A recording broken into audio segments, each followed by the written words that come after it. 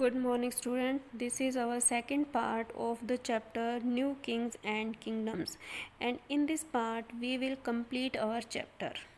Okay, then let me start. First of all, look at this map. This is the boundary of Chol dynasties empire.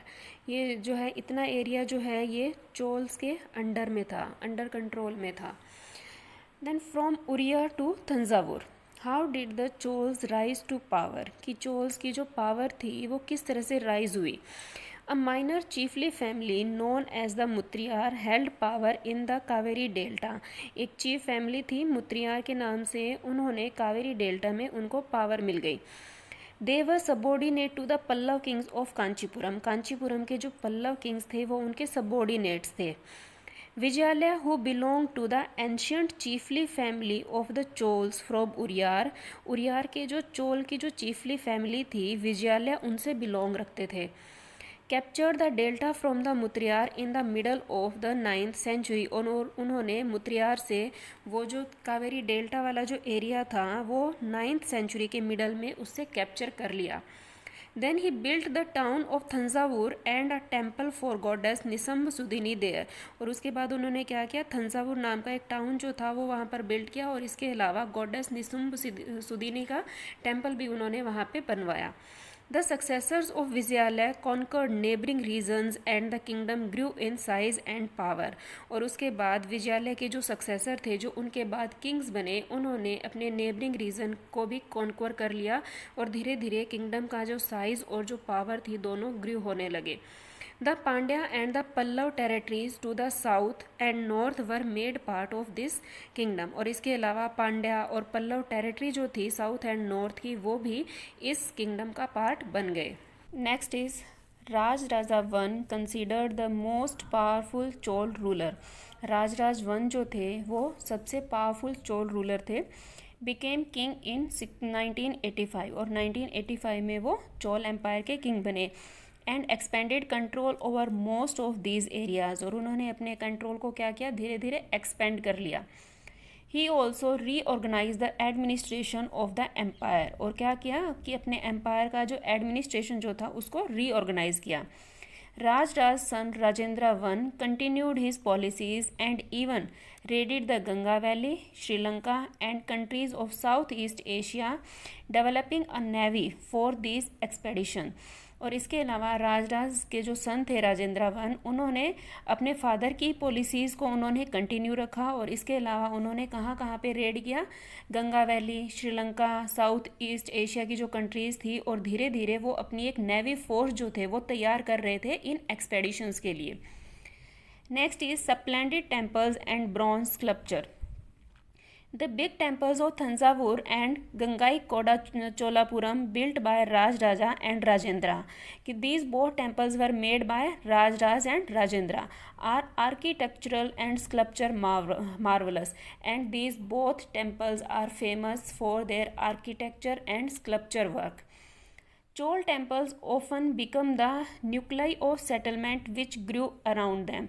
Now Chola temple जो थे वो अब बहुत important हो गए थे. न्यूक्लाई मीन इम्पोर्टेंट होना, क्योंकि धीरे धीरे इन टेम्पल्स के अराउंड में क्या हो गए, सेटलमेंट जो थे वो ग्रू होने लगे थे. These were centres of craft production. और अब ये जो टेम्पल थे ये किस चीज़ का सेंटर थे, क्राफ्ट प्रोडक्शन का सेंटर थे. Temples were also endowed with land by rulers as well as by the others. और इसके अलावा कुछ रूलर्स के द्वारा और कुछ अन्य लोगों के द्वारा टेम्पल्स को लैंड जो थी वो प्रोवाइड की जाने लगी. टेम्पल्स को लैंड जो थी वो दान की जाने लगी.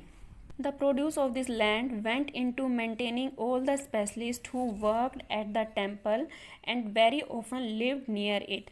और जितना भी प्रोडक्शन होता था उस लैंड से वो कहाँ पर स्पेंड हो जाता था, जितने भी स्पेशलिस्ट वहाँ पे वर्क करते थे और जो भी टेम्पल के आसपास वहाँ पर वर्क करने वाले रहते थे, जैसे कि प्रिस्ट है, garland makers, कुक्स, sweepers, musicians, dancers etcetera, जिन्होंने कि वहाँ पर अपने सेटलमेंट को इस्टेब्लिश कर लिया था, उन सबको मेंटेन करने के अंदर ये प्रोडक्शन जो था ये स्पेंड हो जाता था. In other words temples were not only places of worship. अगर हम दूसरे शब्दों में कहें तो टेम्पल जो थे वो अब सिर्फ प्लेस ऑफ वर्शिप नहीं रहे थे, they were the hub of economic, social and cultural life as well. अब वो किसका सेंटर बन चुके थे? The temples were now the centre of economic, social and cultural life. इनके वो सेंटर बन चुके थे। Amongst the crafts associated with temples, की जो क्राफ्ट एसोसिएशन जो थी, जो टेम्पल के साथ एसोसिएट थी, the making of bronze images was the most distinctive. और इस टाइम में जो ब्रॉन्ज की जो इमेजेस बनाई जाती थी, that was different from others. Distinctive mean different from others, जो कि दूसरों से बिल्कुल अलग होती थी। Chola bronze images are considered amongst the finest in the world. और चोल टाइम के दौरान जो ब्रॉन्ज की जो इमेजेस बनाई जाती थी, that was considered finest in the world, world के अंदर सबसे अच्छी मानी जाती थी। While most images were of deities, sometimes images were made of devotee as well. कई बार क्या होता था, ये इमेज जो होती थी ये देवी देवताओं की होती थी, बट कई बार ये इमेजेस जो है वो उनके पूजने वाले, जो उनके भक्त होते थे, उनके लिए भी बनाई जाती थी, उनकी भी बनाई जाती थी। Next is agriculture and irrigation. Many of the achievements of the Chols were made possible through new developments in agriculture. और इसके अलावा क्या है कि चोल ने नई नई अचीवमेंट जो थी वो प्राप्त की थी, और उन्होंने एग्रीकल्चर के अंदर भी कुछ नए डेवलपमेंट्स किए थे। Notice that the river Kaveri branches off into several small channels before emptying into the Bay of Bengal. और यहाँ पर जो रिवर कावेरी जो थी, इसको बहुत छोटे छोटे अलग अलग चैनल्स के अंदर जो था वो डिवाइड कर दिया गया था, जब वो बे ऑफ बंगाल में गिरती थी उससे पहले। These channels overflow frequently. और ये क्या होते थे, ये चैनल जो होते थे ये कई बार ओवरफ्लो हो जाते थे, depositing fertile soil on their banks. और क्या होते थे, जो उपजाऊ सोयल जो होती थी, जो फर्टाइल सोयल जो होती थी, वो अपने बैंक्स के ऊपर, अपने किनारों के ऊपर वो डिपॉजिट कर देते थे। Water from the channels also provides the necessary moisture for agriculture, particularly the cultivation of rice. और वाटर के जो चैनल्स थे वो क्या करते थे, एग्रीकल्चर को जितने भी मॉइस्चर की जो आवश्यकता जो होती थी, जो ज़रूरी होता था, वो उसको इन चैनल से मिल जाता था, और पर्टिकुलरली किस कल्टिवेशन के लिए, राइस के लिए। Although agriculture had developed earlier in the other parts of Tamil Nadu, it was only from the 5th or 6th century that this area was opened up for the large scale cultivation. कि 5th और 6th century के अंदर तमिलनाडु का एक बहुत बड़ा area जो था वो लार्ज स्केल कल्टिवेशन के लिए तैयार किया गया। Forests had to be cleared in some regions, कई रीजन्स के अंदर फॉरेस्ट को क्लियर कर दिया गया for agriculture. Land had to be levelled in other areas, कई एरियाज़ के अंदर जो लैंड जो थी उसको लेवल किया गया। In the delta regions embankments had to be built to prevent flooding. और इसके अलावा क्या किया गया कि जो डेल्टा रीजन जो थे वहाँ पर एम्बैंकमेंट्स बना दिए गए ताकि वहाँ पर फ्लड ना आए, फ्लड को रोकने के लिए।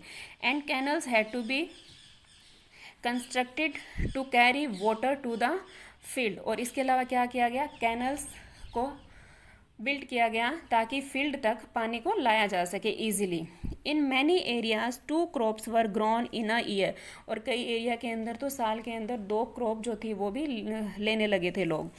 इन many cases it was necessary to water crops artificially. और कई बार तो क्या होता था कि फसलों को आर्टिफिशियली वाटर भी दिया जाता था। A variety of method were used for irrigation. Irrigation के लिए बहुत से अलग अलग मेथड जो थे वो यूज़ किए जाते थे। इन सम एरियाज वेल्स वर डग, कई एरियाज़ के अंदर वेल जो थे उनको डग किया गया। In other places huge tanks were constructed to collect rain water. और इसके अलावा रेन वाटर हार्वेस्टिंग जो थी ये डेवलपमेंट भी किया गया। रेन वाटर को कलेक्ट करने के लिए बड़े बड़े टैंक जो थे उनको कंस्ट्रक्ट किया गया। Remember that irrigation works require planning, कि इरीगेशन वर्क जो होता है उसके लिए क्या रिक्वायरमेंट होती है, प्लानिंग करनी होती है। Organising labour and resources, labour और रिसोर्स को ऑर्गेनाइज करना होता है। Maintaining these works and deciding on how water is to be shared. और इस वर्क को मेंटेन करना और ये भी डिसाइड करना कि वाटर को किस तरह से शेयर किया जाएगा, ये सारी प्लानिंग करनी होती है। Most of the new rulers as well as people living in the villages took an active interest in these activities. और उस टाइम में क्या था कि जितने भी न्यू रूलर्स आए चोल डायनेसिटी के अंदर, इसके अलावा गाँव के जो लोग होते थे they also took interest in these activities, उन्होंने भी इन एक्टिविटीज़ के अंदर पार्टिसिपेट किया।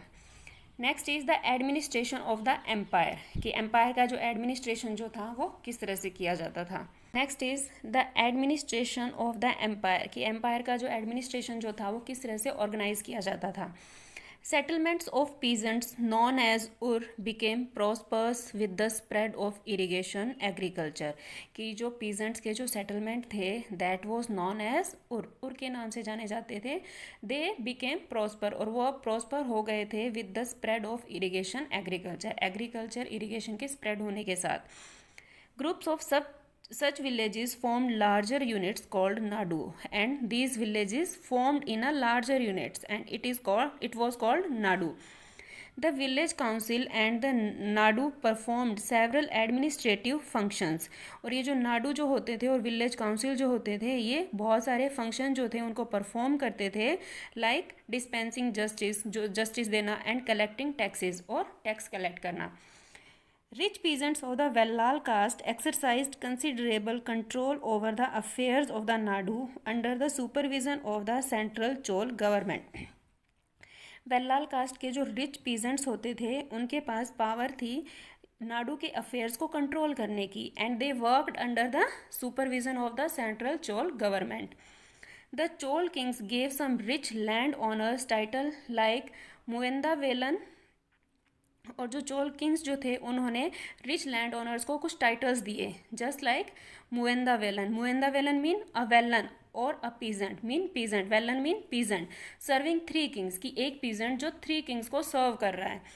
Next Araiyar mean chief, et cetera as markers of respect, उनको रिस्पेक्ट देने के लिए, and entrusted them with important offices of the state at the centre, और इसके अलावा उन्होंने उनको सेंट्रल लेवल के ऊपर कुछ रिस्पॉन्सिबिलिटी जो थी वो भी उनको चोल किंग्स की तरफ से मिली थी। Next is types of land. First is vellanvagai, land of non Brahmana peasants properties, non Brahmana peasant जो होते थे उनकी लैंड को वेलनवगी के नाम से जाना जाता था। Next is brahmadeya, land gifted to Brahmana, जो लैंड ब्राह्मण्स को गिफ्ट की जाती थी that was known as brahmadeya. Next is shalabhoga, land for the maintenance of a school, land जो स्कूल को दान दी जाती थी।